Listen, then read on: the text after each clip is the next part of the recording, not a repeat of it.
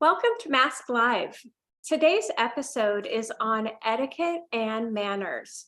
We will be discussing how you can use these little tricks to help build self-esteem in your child. We will be live for the next 15 minutes. Feel free to join in and ask our expert, Jennifer L. Scott, any specific questions you may have. Thank you for being here. A little bit about Jennifer. She is the New York Times bestselling author of Lessons of Madame Chic, At Home with Madame Chic, and Polish Your Poise with Madame Chic, Mademoiselle Chic, and Connoisseur Kids. She is also the creator of the blog and YouTube channel, The Daily Connoisseur, where she explores the fine art of living. Jennifer has been featured on CNN, BBC, and CBS News, and in the New York Times Vanity Fair, USA Today, Newsweek, and the Daily Mail. She and her husband, Ben, have 4 children, and they divide their time between Southern California and the English countryside. Jennifer, thank you so much for being here today. It's such a joy to be here, Kimberly. Thank you for inviting me. Of course, of course. With everybody that I have on our Mask Live, I'm always interested to learn what got you on the course of everything chic and connoisseur. Well, I think that's always been me. I think as we know, as parents, we see inherent things in our children. And even just looking at some pictures of me from my childhood, which was not like a glamorous childhood or anything, but I'd always be, I just remember posing, sitting on a chair, pretending I was having tea with the queen. Like I feel like I was just meant to do this, So that's why I eventually wrote my books. But it's just something that I really love to talk about. That's amazing. I love it. As we enter into the holiday season, what a perfect time to start or refresh our teaching on manners and etiquette. It literally lays out so many possibilities and opportunities for families. What is the best way to teach manners to our children? Well, that's such a good question. And that's why I wrote my book, Connoisseur Kids, was to make it easy for parents and children to work together in a fun and memorable way that helps manners stick. So really the best way to teach manners to your children is it's never a one and done deal. I think a lot of parents think I'll send my child to a class like over summer break or something, which helps definitely. But it's just about constantly and positively reinforcing manners in the home, leading by example yourself, so you see parents a lot of the times telling their children to sit at the table while they're eating, while they're walking around eating something while they're walking, so it's like the children are watching us and we need to have our best manners if we expect them to have good manners too. And making it not a shameful or boring thing, but a fun thing and an interactive thing and a bonding time. So that's like the general way that you can start to think about implementing that with your children. And how early can you start? You're never early enough. I mean, you can even see babies when a baby hands you something. Let's say the baby hands you the pacifier and you say thank you, and they respond to that. So it's just never too early. And of course, it changes over time. But even this morning, my 4-year-old has the cutest, raspiest little voice right now. And I said to him, good morning. And he said back to me, good morning, mommy. It's just nice for them to reciprocate those things. And it's so sweet when it comes from even the youngest child, Right. So you were talking about table manners a little bit. How do we, or what are some tips for parents when they are teaching table manners without being a nag, running dinner? Because, one thing you say at dinner, this is your time to come together as a family, right, connect and all of that. And we know that studies, show that people who eat together, 4 to 5 times a week, all the substance abuse issues and a lot of issues, statistics show that that helps. And so Mhm. that is such a precious, critical time to use as a family. So when you're trying to teach the lessons or the manners or whatever, like you have to be very delicate. So Right. what do you suggest for families as they're doing that to not fall into that nagging or kind of Mhm. changing the climate to the That different? is such a good point because I think a lot of times meal times turn into a lesson, which kids don't want. They just want to talk, and they also don't want to feel like they're being watched like a hawk and every little thing they do is wrong. So Right. here's my trick for that. I love doing this, and I've done this. And again, this is not just a one and done, do it every few months or so. But what I like to do with my kids is on not at a meal time. Like let's say it's, Saturday at 2 o'clock or something. I'll set the table in the dining room nicely, not like super fancy. You could do that one day if you want, like if you're preparing for a fancy meal, but just set it nicely like you're about to have a dinner. And then I gather them around, and that's the time when we do our etiquette lesson because there's a point where, I thought, okay, I need to just formally teach my children table manners, like not just bit by bit at the table. So what I would do is I'd set the table, we'd all gather around, and then I go through. Okay, sorry, my camera just told me something. I go through everything from what to do with your napkin to how to pass food. And we use we don't have real food. It's like fake food. So I teach them how to use, or just pretend food. Teach them how to use a fork. We do scenarios like what do you need to do if you need to go to the restroom? And we walk through a whole thing like a dress rehearsal. And if you think about it, like if you're doing a play, you have many rehearsals before the play, you have the dress rehearsal. So this is like a dress rehearsal. And there's a lot of laughing. I mean, they feel silly and you feel silly and it's funny, but it really reinforces things to them. And then, especially if they go to someone else's house or you're having a holiday dinner, they know when they sit down, the napkin goes in their lap, that they don't just reach across the table. And we'll do scenarios like that. And I might do that. I'll sit down and I'll reach across the table and grab like a pretend bread roll. And then I'll say, what was wrong about that situation? And then they'll say, I know, you're supposed to ask for someone to pass it. So I'm not talking about a fish fork or anything too crazy. I'm just like talking about the basic table manners that you want your children to know. So practice when it's not a meal time. Then that night at dinner, say, all right, let's put everything into practice. And it might be a little silly for a while where they kind of goof off and think it's funny, but eventually it will stick. That I love that. I love it's like a little dinner dress rehearsal, and Yes. it's giving them an experience to remember because they're going to Mhm. remember that as they get older. It might be a tradition that they, keep going.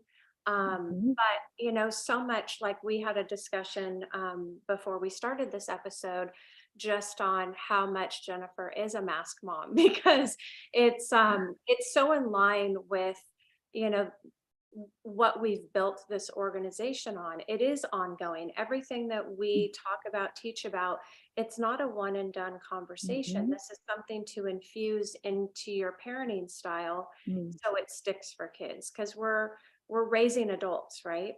And Yes. so it takes time and reinforcement. So definitely the reinforcement and giving them so much of like we have role playing and all these things integrated into our programming and have, Mm. printables that people can print from our app.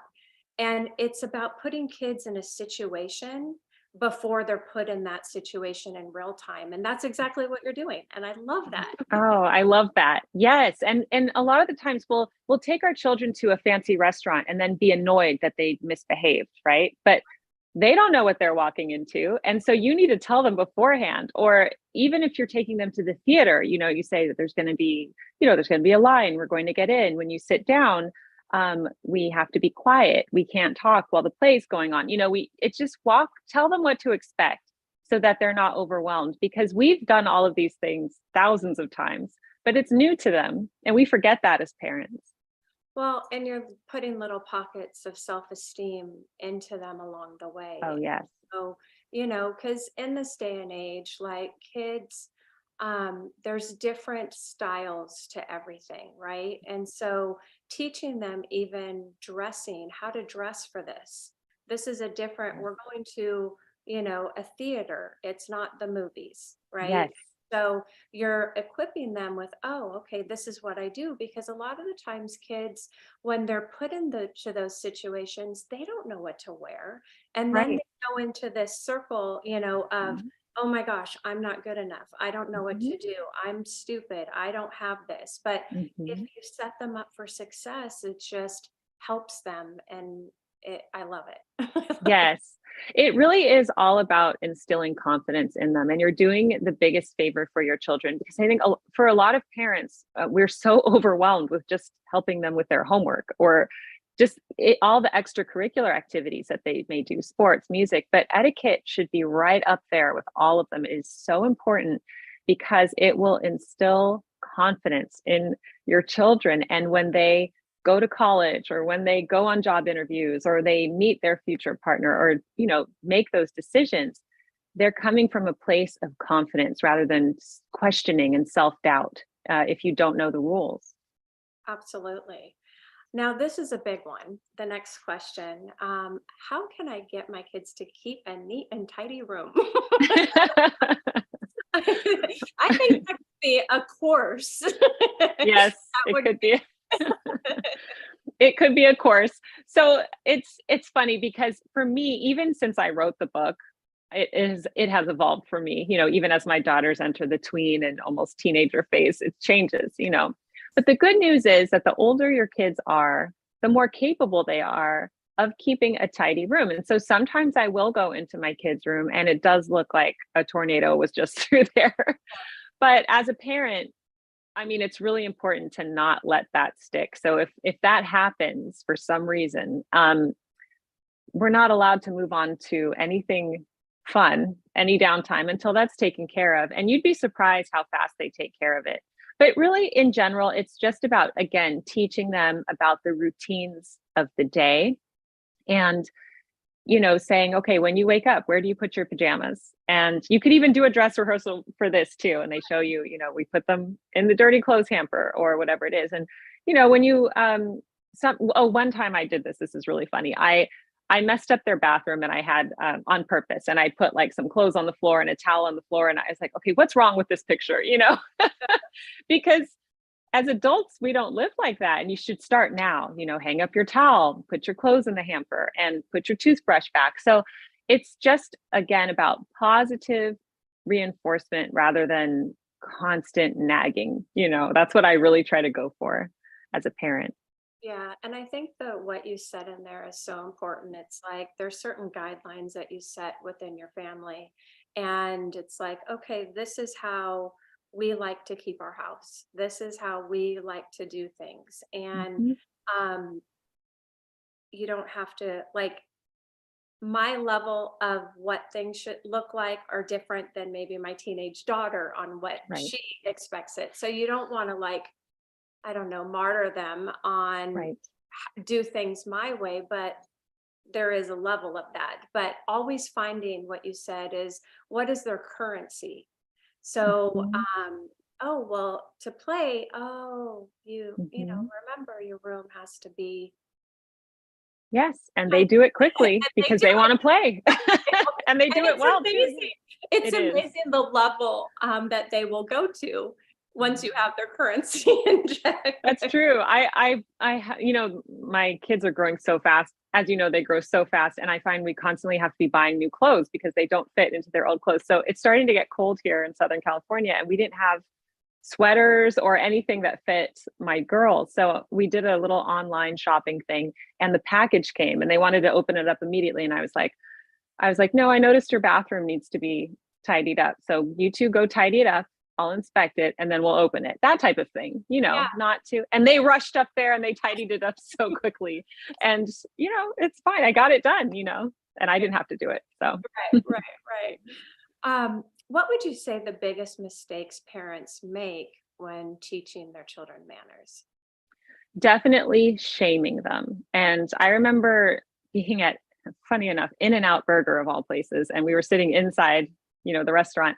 And there was a family next to us, and I could tell the intention was good, but the parents were trying to teach their child manners. Like, they weren't happy with how the child was eating, but it was just constant negative correction. And I felt, oh, this poor kid, I felt bad for the child because, when we eat, I think I've talked about this on my channel too. It's a very emotional process. So if you're like getting into an argument with someone while you're eating, for example, that is very disruptive to your digestion, your well-being. And so I felt like that was what was happening with this child. So this child's going to take away a negative thing from manners and probably won't want anything to do with manners because of that. So we just want to make everything positive, fun, laugh about it, get creative. Your kids the best. So if something makes them laugh or they really like spending quality time with you, then incorporate it into that and make it positive. Perfect. And another thing, what you just said there, just about connection to food and what's going on. I mean, what parents have to understand, those things, if they can trigger kids, that's where eating disorders can stem Right. from. And so, that whole dinner time eating meal, it's got to be handled very carefully. Um, Yes.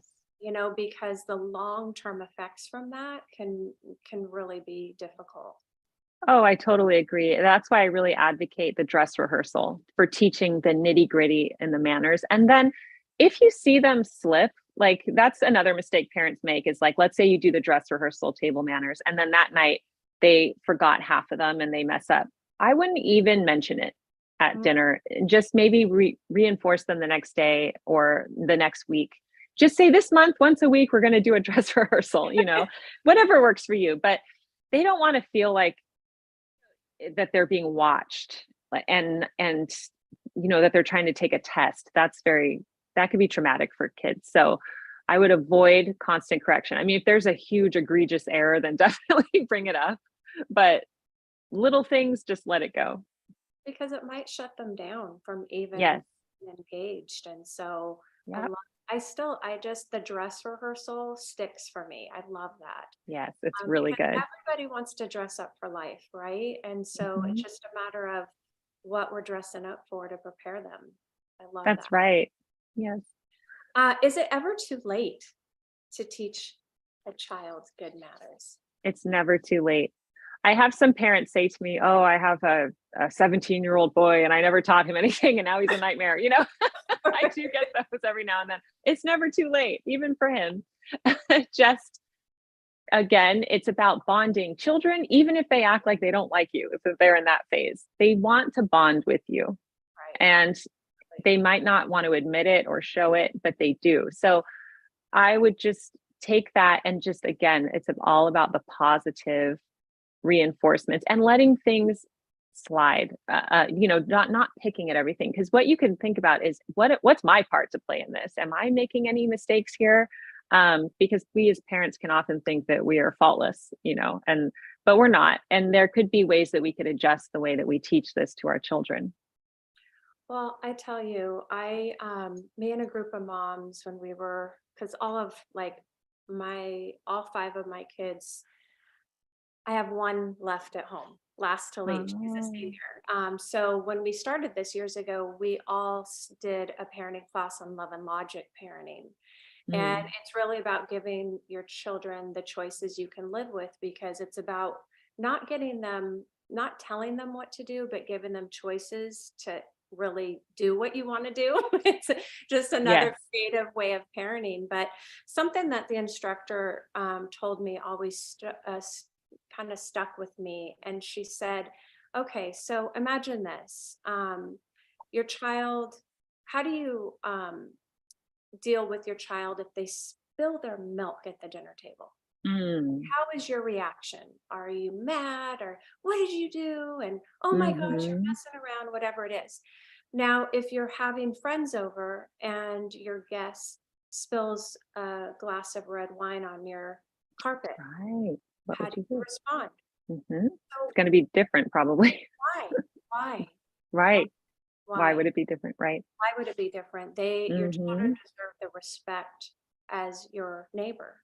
And Absolutely. that just always stuck with me. And it's true. It's like, we aren't here to shame them. We're here to teach them and Mm. instill these life lessons and skills to, so they can thrive as adults. So, I um, love that. yeah, very, it just Mm, stuck. Those little things stick and they come up. yes. When you have that visual, it comes up in the moments you need it to come up in. So, Mhm. well, Absolutely. we are going to take a break now. When we come back, we're going to be diving deeper into this conversations and really examining how parents play such a huge role in modeling manners and helping strengthen their children's self-esteem. Um, they're tied more than you know. Mhm. Remember to watch this episode in its entirety by downloading the Mask Matters app. It's available on Apple and Google Play. And remember, you can always have parenting solutions at your fingertips. Thank you.